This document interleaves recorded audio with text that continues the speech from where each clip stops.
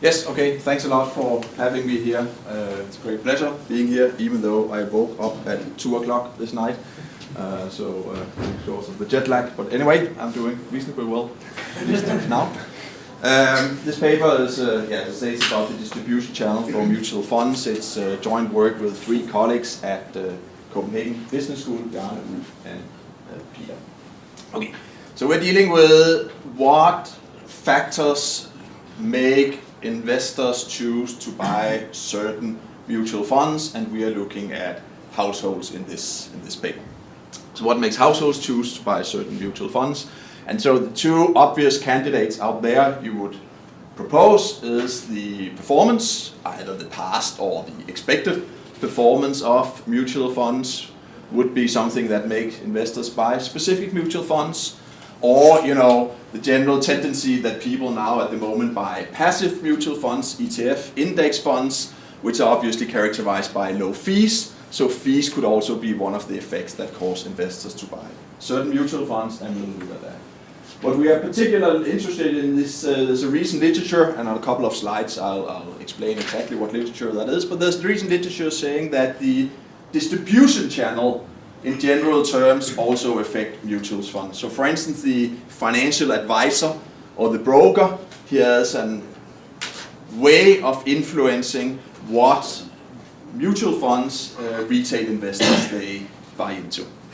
When you look at that literature, so there's a literature demonstrating that the distribution channel affects mutual fund flows, but what you don't really know is how important is that channel. So is it so if I have $1,000 to invest, is it so that the distribution channel affects $1 of those 1,000, or is it so that the distribution channels affect several hundred of those $1,000 that I'm going to invest? How important is this distribution channel? And you can say that's not actually that easy to identify, but we think that in this setting, in this data, in this paper, that there are many things that we cannot answer, but we think that we have the more or less, perfect is of course always an exaggeration, but a good setting to identify how important this distribution channel of mutual fund is. So what is it that you want to have? What you need if you want to identify the distribution? You have to need a clear distribution channel. You need a clear distribution channel, obviously, but the next thing, which is probably even more important, is you want exogenous variation in that distribution channel. You want to see if the households on investor there's a shock to the distribution channel towards that investor, and the distribution channel changes, whether the investor then also changes where he buys mutual funds. So that you want. And then you also want to know, how much has the investor invested in mutual funds? Has invested the $1,000 that I talked about? How much of those $1,000 then go to that mutual fund, or that mutual fund, and that mutual fund? And we have those things in this setting. In particular, what we're going to do, we are going to use Danish data. Explain the data a little bit later, and explain the institutional setup a little bit later. But just very briefly now, in Denmark we have bank distributed mutual funds like the rest of Europe. That's obviously very different from the US and Canada, where you have brokers and financial advisors and so on. But in Europe we have bank affiliated mutual funds. So you have a bank X that is affiliated with some mutual fund, and you have a bank Y that is affiliated with another mutual fund. Then that's the distribution channel, that's the banks. What we are looking at here is when banks X fails during the financial crisis, the branches of bank X are bought by bank Y. Is it then so that the customers in the branches of bank X, when they are transferred to bank Y, start buying the mutual funds associated with bank Y? That's what we're looking at. And is that exogenous? One of my part-time activities is I chaired in Denmark. There was a committee investigating the causes of the financial crisis in Denmark and stuff like that. And what I can tell you is that the financial supervisors, the central bank, the ministry, the banks themselves did not see the financial crisis coming. And then you can of course start discussing that and all that, but basically, the supervisors, they were surprised about all the banks that failed in Denmark. And that means when they don't see it, to a large extent, it's probably fair to argue that a retail investor doesn't see it either. So we think it's an exogenous shock. Okay, so that's what we do. The second thing we need is this. We need these $1,000, so how much have you invested in mutual funds? And the great thing with these Danish data is, you know, Big Brother watching you, we can see everything. So I really know your total mutual fund holdings of every single person, every single investor in Denmark, so I can see how much of those 1,000 invested in mutual fund goes to Bank X and Bank Y and so on, or mutual funds. That we do, so we identify this part of the flow that is due to the distribution channel, and we of course also look at whether that flow that we look at, whether that caused by performance and fees and so on, the kind of traditional, if you want, explanations for mutual fund flows. Okay, here is the main result of the paper in a graph like this. So what is that we are doing here? We are saying we have banks, and I'll of course be explicit a little bit later and so on, but we have point T, or year T, which is the year in which a bank goes bankrupt. Okay? So in that year, you are shifted from this bank X to this bank Y.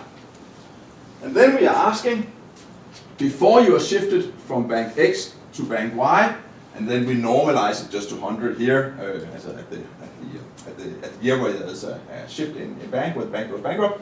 And then we look at the value of your fund holdings, normalized at that year where the bank goes bankrupt. And then we're saying, okay, after you move from bank X to bank Y, do you then start buying more of those mutual funds associated with bank Y? And how much did you buy of those mutual funds associated with bank Y before the bank failed? And I hope that you can see that this is a clear effect.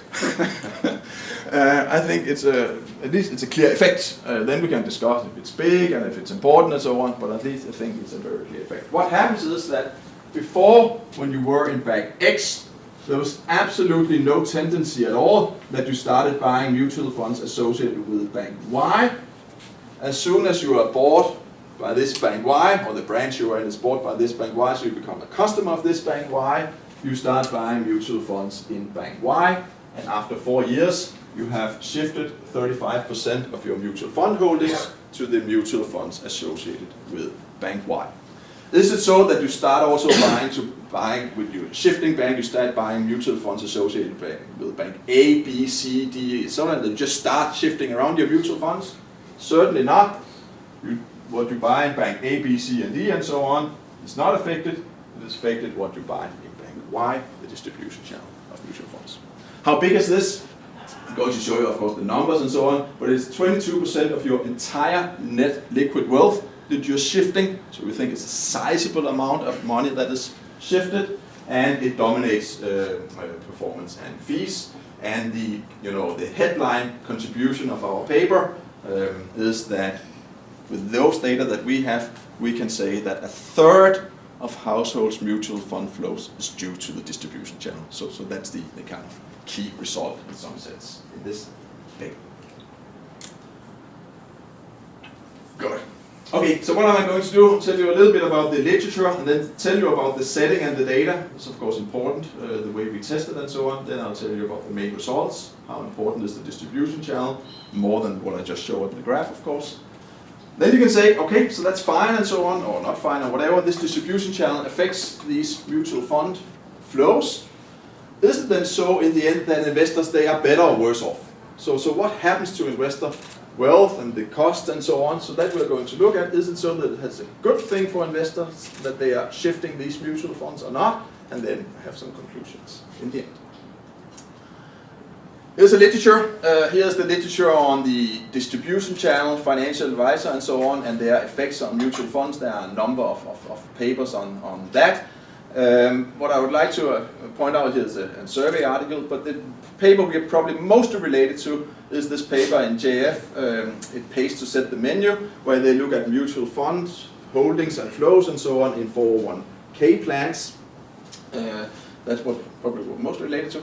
There's a literature on this with performance and investor flows. We're related to that. And then we're in some sense also related to the whole literature on financial advice. Is it good or is it bad that you see these mutual fund shifts? And there's literature showing that financial advice hurts performance of investors, and literature showing that it actually improves performance and so on. But these are probably some of the main research areas that we are related to. Okay. So let me go to the setting here. All right. So again, this is going to be Danish data, and Denmark is a place in Europe. It's not like London where Lars is coming from. That's a place in Canada. I just learned. But Denmark is anyway. It's a place in Europe, a country in Europe. And in Europe, there's this paper by Ferrara and the JFE from last year. They look at these bank-affiliated mutual funds, and they are very widespread in Europe. And it is so that around 70% of mutual fund assets in Europe, they are in these bank-affiliated mutual funds. And it's also 70% in Denmark, as you're going to see in just a second.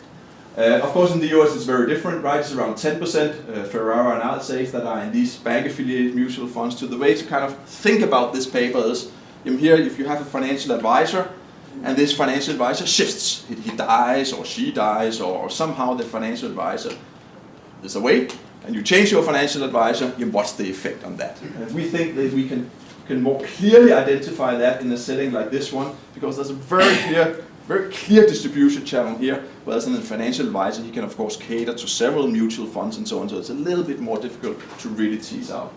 Here it's very clear. Here's a bank in Denmark, it's called Nordea. Here's its mutual fund, it's called Nordea Invest. And you see the name, you see the label, and so on. They are certainly affiliated, these mutual funds. Jyske Invest, Sydbank, Sydinvest, and so on. So they are clearly affiliated. They are separate identities in Denmark, or at least when we did that, at the time period we cover, they were separate identities. But of course there are clear incentives for the bank to sell those mutual funds. The bank gets kickback from the mutual fund. The trading activities of the mutual fund takes place by the bank, legal advice, etc., etc., etc. There are clear incentives for the bank to sell those mutual funds. Okay. So this is setting.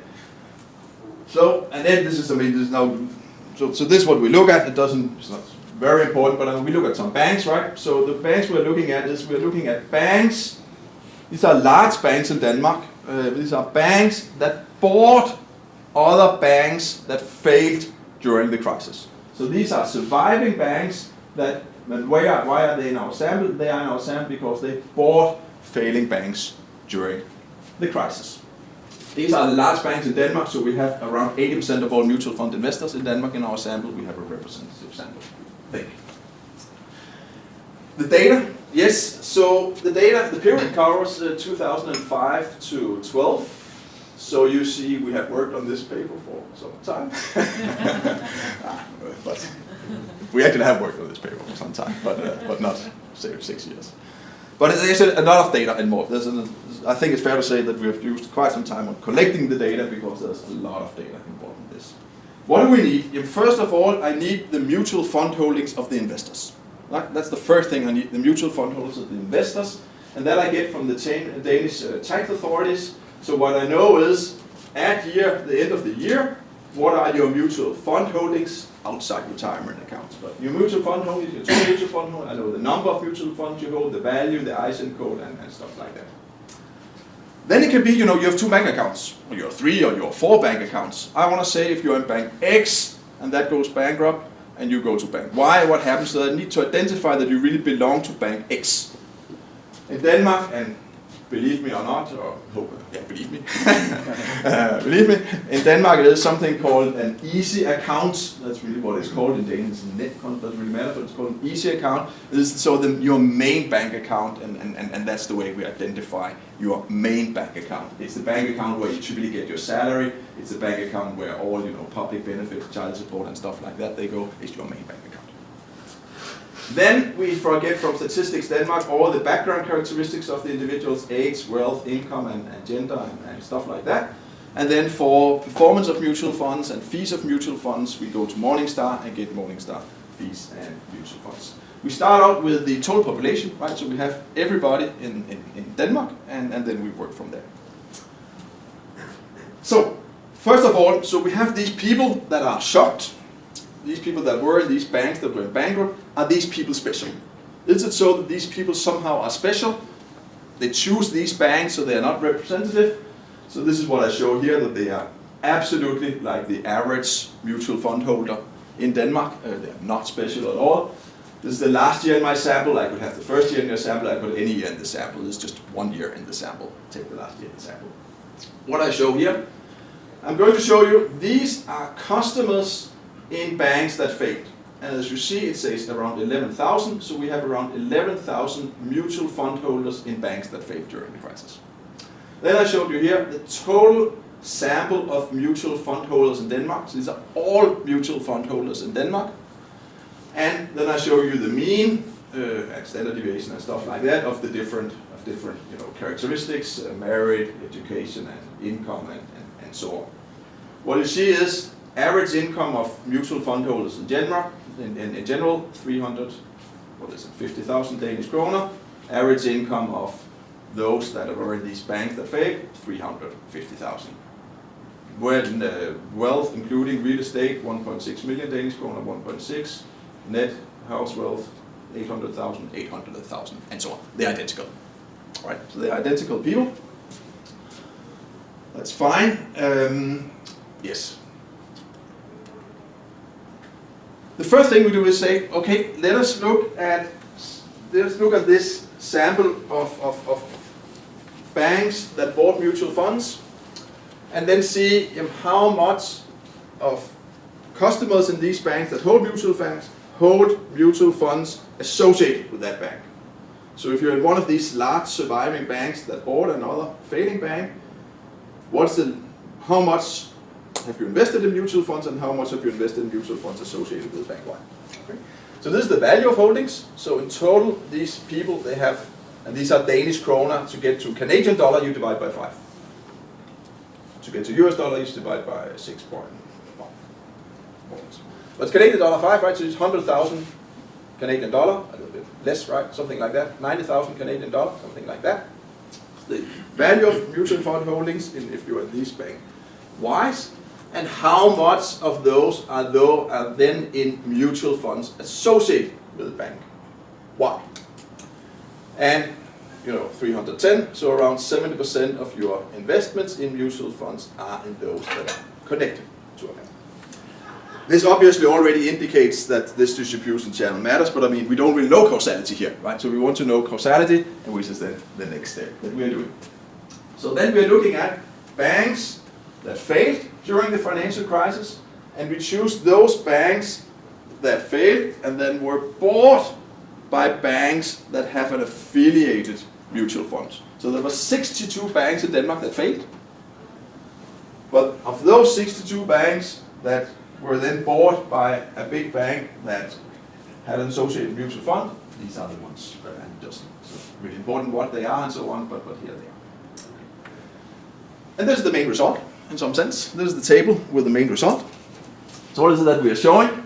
We are showing that in the year where these banks go bankrupt, there are this number of people. So these are people in bank X. How many people in bank X hold, so these are number of people, these are number of individuals. How many people in bank X hold mutual funds associated with bank Y before bank X goes bankrupt? And you see it says 2%, 2%, 2%, 2%. So it's just 2% that buys mutual funds associated with bank Y for some reason. Then bank X is bought by bank Y. So what is then, how many of these people now shifted to bank Y, start buying mutual funds associated with bank Y? And it's pretty clear, it goes from 2% to 13% to 36% to 43% to 51%. So there's a very clear tendency that when you move to that bank and this bank starts distributing their mutual funds, you start buying those funds. The number of holdings that we skip over and go down to the value of holdings, which is the graph I showed you in the beginning basically. So what that shows is that at the year where the bank goes bankrupt and is taken over by a bank Y, you have these people, they have invested around 300,000 Danish kroner, so it's 60,000 Canadian dollars, right, in those mutual funds. How much of that before bank X is shifted to bank Y is in those mutual funds associated with bank Y? 1%, 1%, 1%, 1%. Nothing happens. They're shifted to bank Y, 9%, 21%, 30%, 37%. Dramatic change, right? And nothing happens before. And then again, how much, if they start buying this bank, so mutual funds associated with bank Y, but do they also buy mutual funds associated with bank A, B, C, and D, and so on, other kinds of mutual funds? And no, they don't. nothing happens down here, say 3% the whole way. It really is so. You go to bank Y, this starts distributing their mutual fund, you start buying their mutual fund like crazy. And this is the right. In total, it's around 200,000 kroner. In euros, that's 30,000 euros. Okay, we also do a diff and diff. Doesn't really matter. We look at some outcome variables, right? The value in mutual funds associated with Y. Whether you're one of those people that are affected, whether you're one of those people that were in the bank that failed, years after the bank failure, and then the interaction term, and this is then the coefficient we are interested in, and then of course some controls, age, income, and okay. And here's the main result from this diff and diff. It doesn't really tell much more than the picture, but then we have controlled and we have done it properly and so on, of course, but the picture to a large extent tells what's going on. But just to explain what is going on, you are in this bank X, you are moved to bank Y. When you are moved, you have around 280,000 kroner less controlling for everything than people already in bank Y in mutual funds associated with bank Y. That's what it tells, and 280,000 again divided by 5, right? The Danish Canadian dollar, what is that, 60,000. Then what happens is, after 1 year, after 2 years, after 3 years, after 4 years, you become more and more like those people already in bank Y, so the difference between those is reduced, basically showing the picture, you start buying more and more mutual funds associated with bank Y. Okay, but now we have controlled and we have everything. What we think is funny is that you can say, okay, so this is very, we think it's very clear. The picture is clear and stuff like that, but how does it work? So let me say I was in this bank X and I'm shifted to this bank Y. Is it then so that I start buying a little bit the first year, 10% I shift my holdings, then next year I buy 10% more, then next year I buy 10% more, and next year I buy 10%? Or is it so that when I shift my total portfolio, and then next year, you shift your total portfolio, and next year, you shift your total portfolio. The graph is, of course, an average over everybody that's shifted, but how do these shifts work? And what happens is, the way it is working here in our setting is exactly like this, that it is so that the first year, they contact some people, 10%, and then they convince them to shift their whole portfolio. The next year, they contact new 10%, they shift their whole portfolio, and so on. That's what works. That's how it works. And this is then one way to illustrate this in this figure. What we're doing is we're saying in the year the bank goes bankrupt and the bank is taken over by this other bank, how much of your mutual fund holdings in that year do you have in those mutual funds associated with your new bank, bank Y, and it's then below 10%, right? It was 2% on average, something like that. And then in the year, how much do you then have in is it, yeah, or do you have, how many have 100% or more than 90% of their holdings in mutual funds associated with Y in the year they are shifted, and they have nothing, right, in the year they are shifting. After 1 year, you see that those that have nothing declines, and those that have everything increases. After 2 years, declines even more, increases even more, and after 4 years, it has been reduced to 50%, and much more hold 100% in their mutual fund portfolio. So it really is this, you manage to convince people to shift their portfolio. Why don't they just move everybody at once? Here we can of course only guess, but frankly speaking, you have to call those customers. You have to get them down in the bank, right, and convince them to buy these mutual funds, and probably they just have not manpower enough to just convince everybody and talk to everybody right after 1 year. So this is how it works. This is of course speculation, but that's how we interpret this result. Okay, fine and so on. Is it then so that people are better off? Are people better off after this? Are people better off, right? It could be that you shift all these mutual funds and you actually get better funds. That would be fine. We look at fees. So these are as a management fees. And the first thing we do is to say, what was the average fee that an individual paid on his mutual fund holdings before he shifted bank or she shifted bank, and what's then the average fee on the mutual fund portfolio after shifting bank, and there's no difference, right? So they don't save on fees to any extent. And then we look at performance or past performance. We look at this Morningstar rating as one indicator of performance. right? And these, I don't know, it's not really important, but these Morningstar ratings, they're between 1 and 5, right? Where 5 is a fantastic fund and 1 is a very bad fund, 3 is the average. And what's the average performance of the portfolios that they held before they changed banks? 3.2. And what's the average performance after they changed bank? 2.9. So if anything, it is not increasing. This difference actually becomes insignificant in a different diff. But point being, they shift portfolios like crazy, and nothing happens to performance, and nothing happens to fees. That's the main point. Let's see, 9 minutes, I'm doing fine. Then you can say, all right, so this what I showed here is that's the average fee of your mutual fund portfolio before and after you shift bank, right? And there's no improvement. But you could say, I mean, for instance, this Berg and Green story about mutual fund flows from 2004. What's the idea in Berg and Green? The idea in Berg and Green is you look at all the mutual funds on the market, and then you buy those mutual funds that have the best past performance. So not compared to your already existing holdings, but those that are on the market, do you buy those funds that are performing the best? And this is then what we try to say here, and this is we think that actually quite striking basically. So what we're saying is, when investors they buy mutual funds, do they then buy the best performing funds or not? And again, before and after. And where the picture is really clear, so these are these funds with Morningstar ratings, right? So actually, before they shifted banks, so in general, when there was no turbulence and so on, the customer was just a customer in a bank and there was no financial crisis and so on, when a customer buys a mutual fund, he generally typically buys a good performing fund. 41% of the purchases, they were 5-star funds, the best funds. 40% of the purchases were great funds, 4-star funds, and so on. Then these shifts occur, and the funds that you buy after you're shifting banks is not performing very well. So there's a clear change in that. So it's not so that they actually start buying those funds that are performing well after these massive shifts. So what do we conclude? We conclude large portfolio changes, large mutual fund flows affected by the distribution channel. We conclude that there's no improvement in performance, and we conclude that there's no improvement in fees. Does that necessarily, but they do these performance changes, so of course they have pay a one-time cost, but does this necessarily imply that investors they are worse off?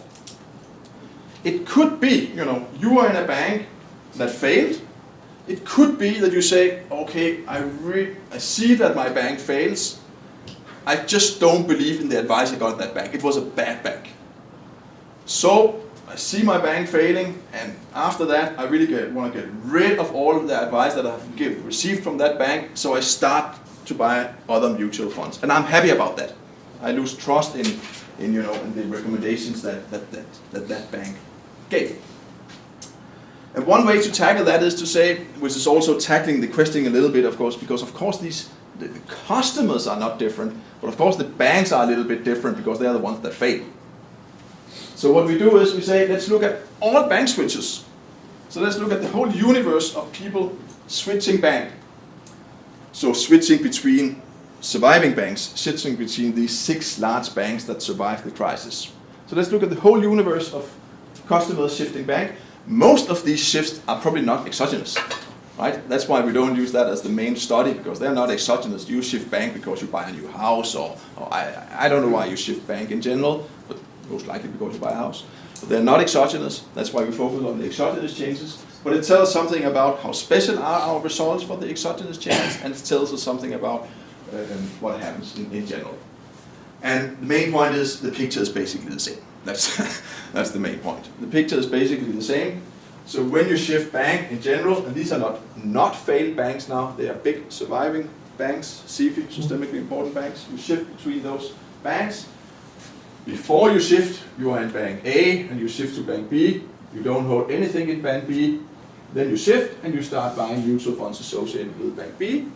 And in this setting, we can actually also see what happens to the funds you sell. We can't do that in any other setting for reasons that I can explain later.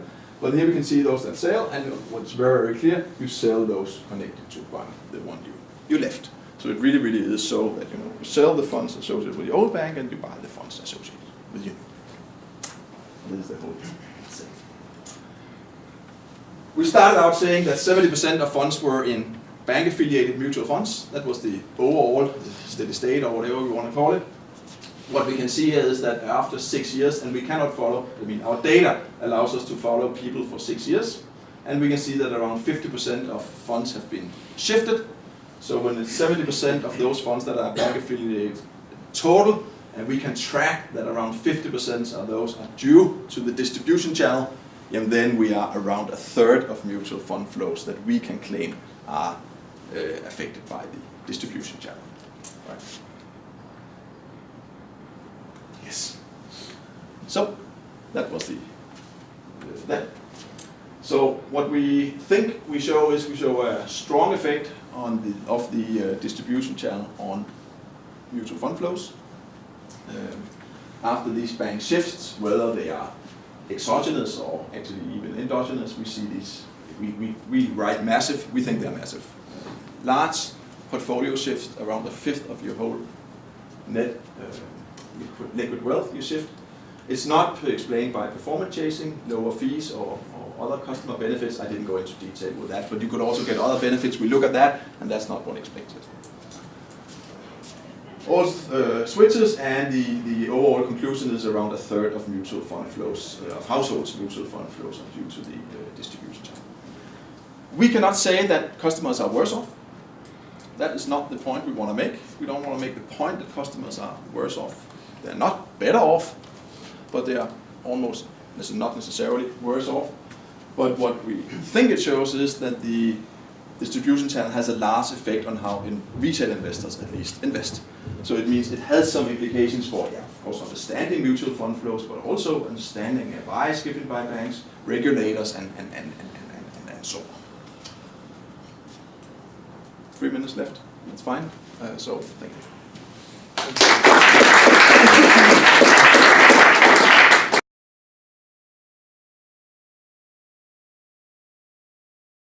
Hi, good morning. Thank you for the invitation to discuss.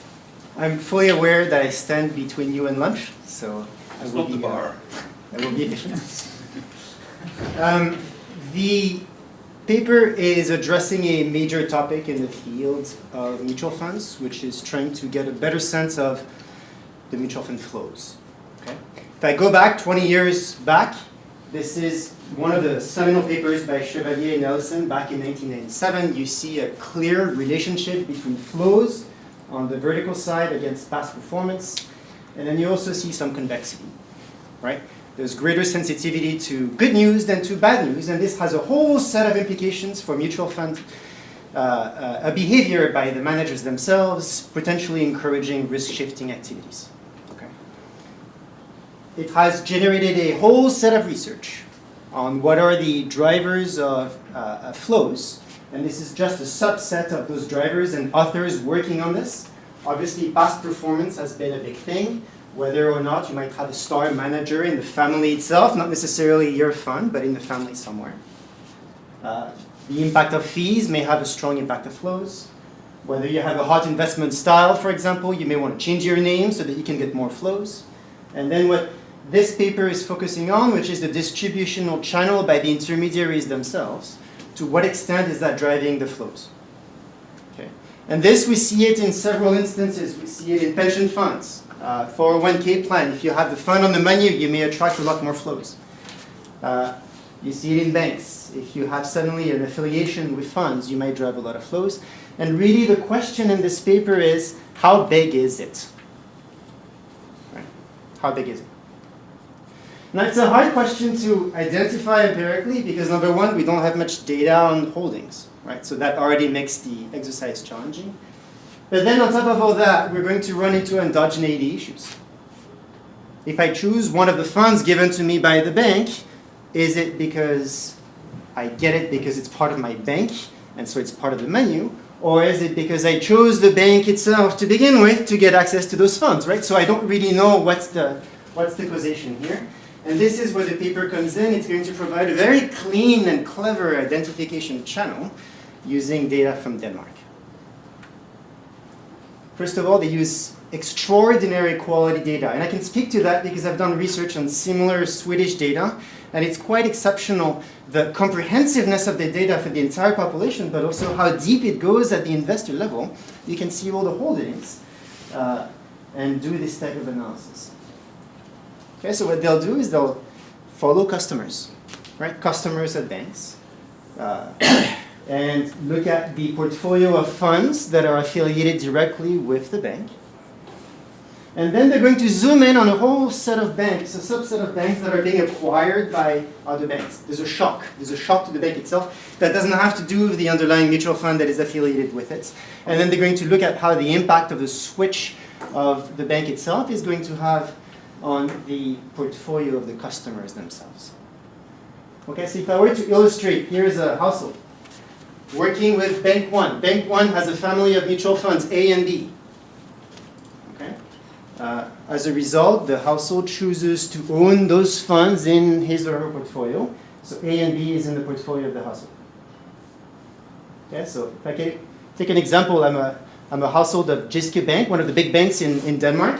This would be the menu of funds that I have available. These are the strategy funds.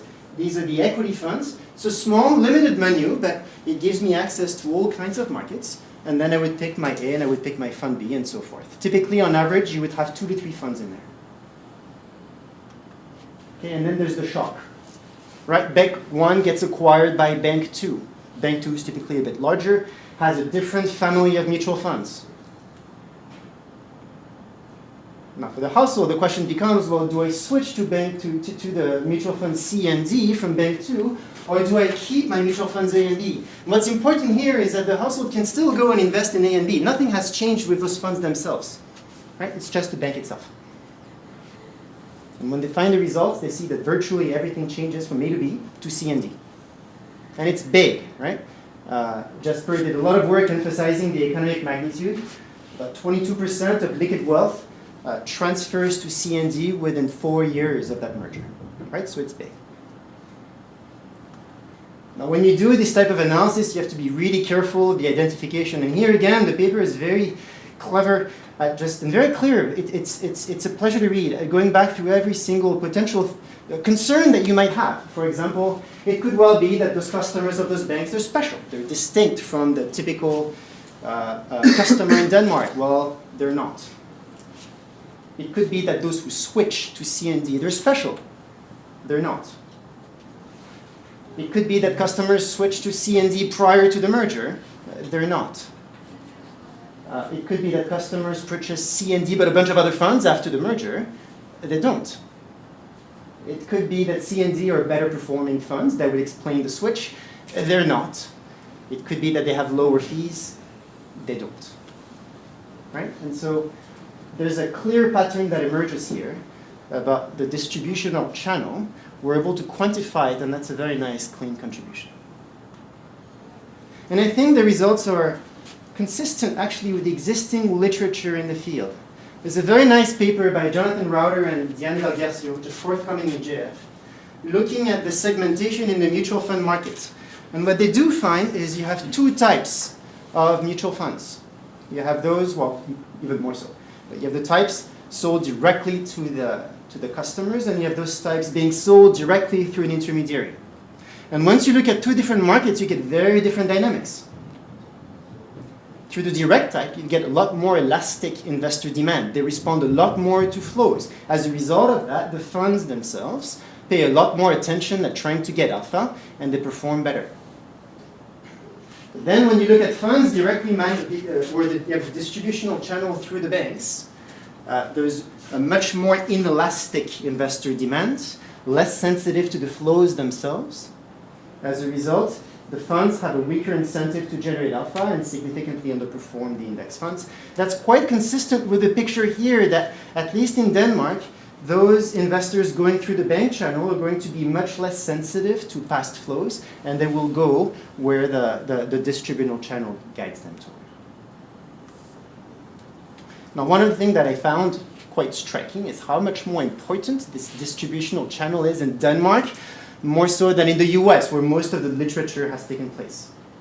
If I go back to figure 2 of the paper here, you see that among all the holdings for a given investor, about 69% comes from those affiliated funds. This is big. If I look in the US, I get a very different picture.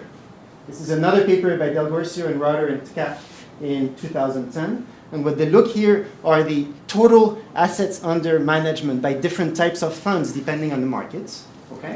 And what you see is those that go through banks have approximately 13, 14 billion market cap. But in comparison, those that are being sold directly have a total market cap of about 600 billion more. I mean, this is an order of magnitude difference than what I see in Denmark. And this has implications. I think it has strong implications potentially for our understanding of aggregate flows. And here's one of the questions that I have as I read the paper, is that if the bank distribution channel is more important in Denmark, is it the case that the aggregate flows are going to be less sensitive to past performance? Right? If I go back to the graphs by Chevalier and Allison and I apply that to Denmark, there's a recent study by Ferreira et al. That looked at this across countries. Okay? I get some sensitivity to past performance. But if I look at the convexity estimates, there's much less convexity in Denmark than I would see, let's say, in the US or in other countries. So Denmark is around here. The convexity estimates are not statistically significant. Right? Which raises a question, why is it that in Denmark you don't see as much convexity as the ones previously documented elsewhere? If we go through the main results in Ferreira and co-authors, one of the key arguments is that this is because investors in developed countries are more sophisticated. And they face lower cost of participating in the mutual fund industry. That might be true, I have nothing to say on that. But reading this paper, there's something else that comes into play, is that maybe the distributional channel itself has an impact here. Because if so much of the mutual fund industry in Europe goes through funds and demand is less elastic, well, potentially it might help to generate, well, to explain why there's less convexity in Denmark and others.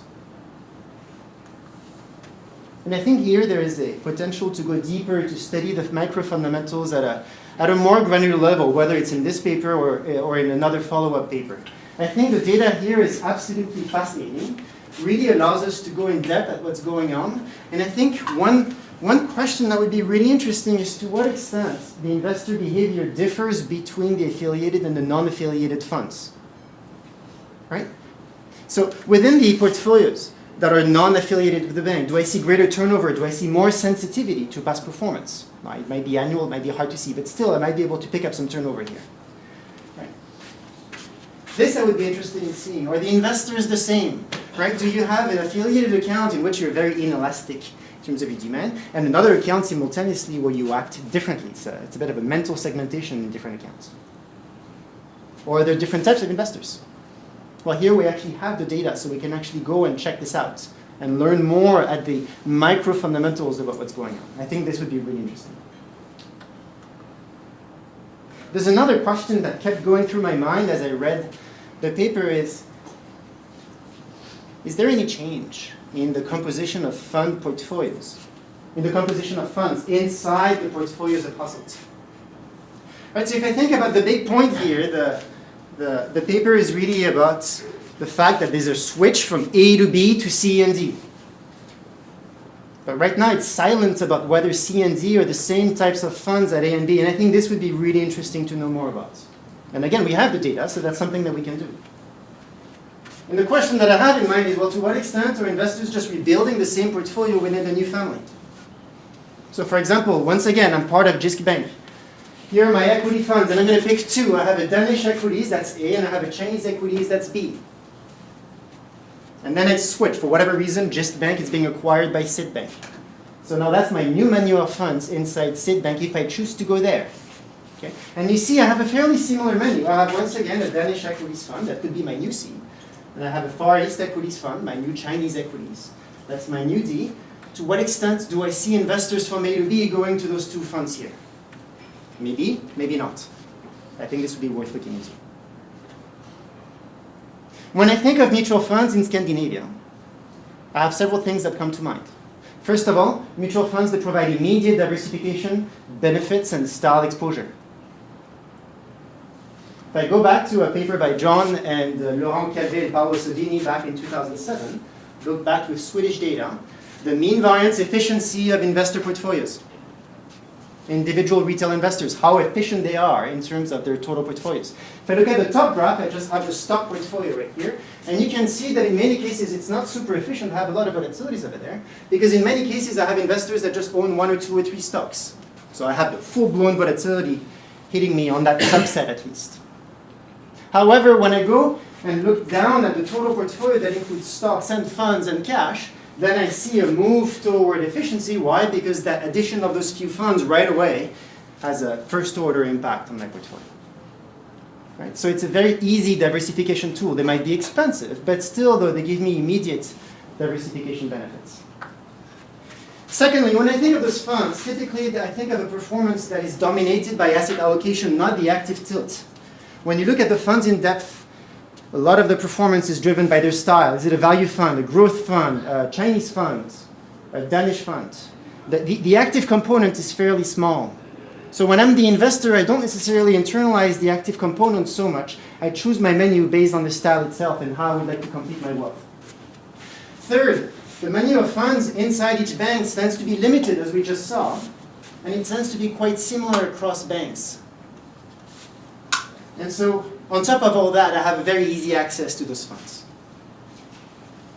In Sweden, as in Denmark, the level of stock market participation is much higher, let's say, than in the US.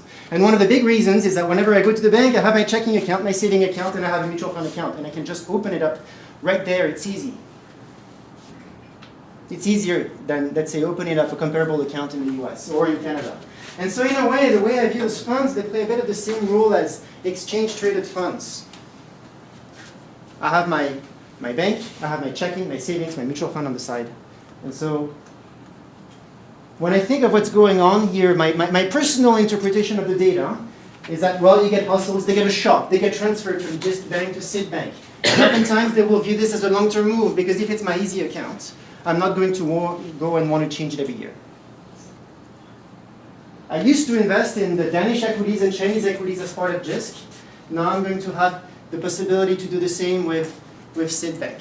And it's easy. I can just go and get the exact same funds, and I will view them very similar. There might be not much difference between A and B and C and D. But I will still decide to switch. Why? Because one, well, from then on, everything is in one-stop shop. I can do an easy transfer from my checking and savings to that bank. So if it makes it accessible to me, easier than if I have them in a separate bank. Two, I have the exchange privilege. Not so sure in Denmark how that works, but in Canada or in the US, if I'm part of the same family, I can switch within funds at low cost, at no cost, as long as I stick to those funds. Third, I have a more integrated view of my total wealth. And finally, fourth, I may have better terms with the bank itself, just because I have everything with them to begin with. And so, and this is my last slide, I think what I would be really interested in, once again, it could be a follow-up work, because it's a lot of questions by themselves, but to launch the discussion here in this room, to what extent households take this opportunity to rebalance their portfolio? I mean, there might be a bit of inertia, but here I have a move, and it's an opportunity for me to go and switch. Well, do I go in new funds, or do I stick to the same ones? If I stick to the same ones, are my weights going to be different? Or am I going to go and pick the exact same weights? And if I do change weights, are those results going to be consistent with our views of life cycle dynamics? Finally, and this might be a bit of a long shot, because I'm not sure if you have the data on that, but if you do, it'd be great. Do we know anything about the advisors? No, we don't. Okay. The idea that I was having is, if we know that the advisor moves with them to the new bank, we have a nice, clean test of the value of financial advice when I'm forced to sell new funds. So this would have been terrific. But even without, I think there's a whole set of questions here when we look at the composition of funds that would be absolutely interesting to build on what you've already done here. And so that's it. Thank you.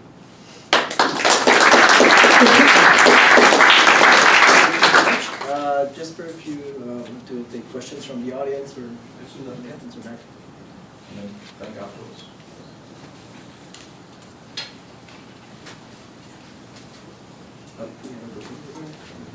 Not yet? So I I don't understand what's in it for the acquirer bank. If the switch doesn't increase fees, and the acquirer bank now owns both the old and the new mutual funds, the revenue of the acquirer bank doesn't increase, right?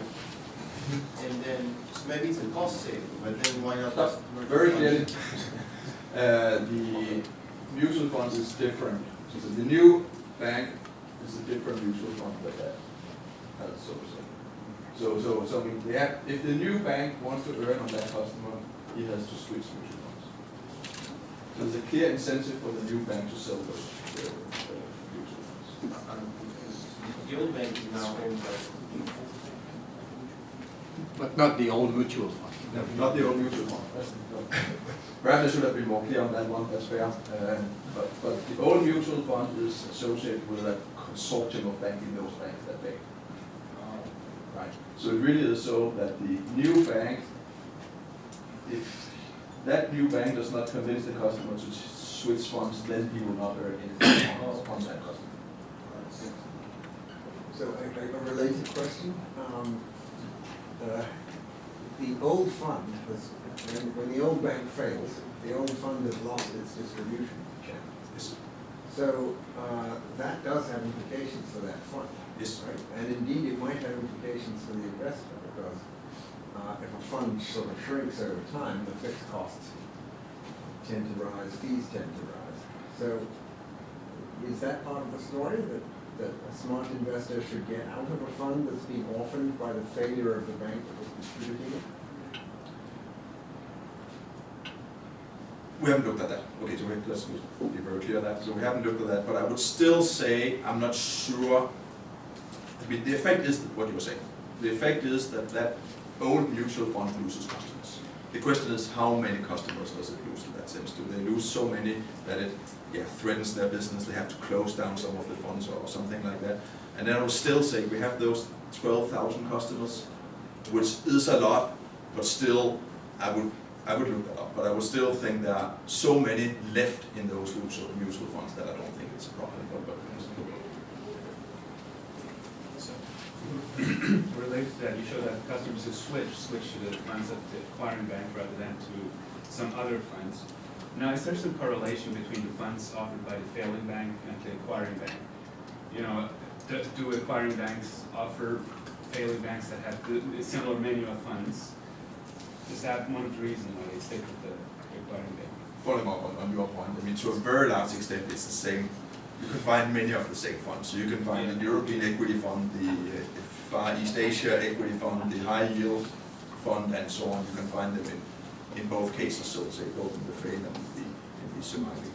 So in that sense, there's no need to switch funds. I mean, of course, it can differ a little bit from fund family to fund family, but in general, they are large fund families that offer reasonably amount of different mutual funds.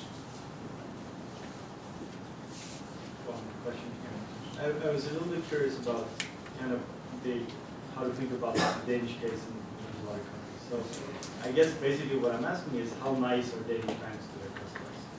And if you think of these places as many countries, are they likely to be worse to customers than The way I interpret this is, for Europe, I think the story is exactly the same. That I don't know, because we don't have the same data and all that in other countries, but I think in Europe it's the same. I would presume it would be the same story in Europe. So customers in Germany, customers in France, customers in Spain, so on, it would be kind of the same story. Because it's that 70% in those mutual funds affiliated with the bank is an European average, and it was the same thing. I would say in Europe, this is what we described here, is probably what holds in Europe. Is then the same thing in the US, which is also what you obviously touched upon. No, it's certainly not the same thing, because there are almost no bank affiliated mutual funds. It's around 10% or so. So that all. But so the idea is, but we can identify this distribution channel clearer here, because it really is so. Nordea has Nordea Invest, whereas here, we have a financial advisor, but perhaps he caters both to Vanguard and to Fidelity. So how should I really track, it's the identification just not as clear. I was thinking more about the fees. So Danish bank Okay. seems to charge fairly low fees, or I think that a little bit similar fees. And the implication is the result saying that I'm going to go with my bank's suggestion, And that's really bad for me if the fees are really high. But if the fees are lower, it's not as bad. The fees stay the same, right? Yeah. The fees stay the same. But are fees in Denmark lower than in other countries? The fees in Denmark are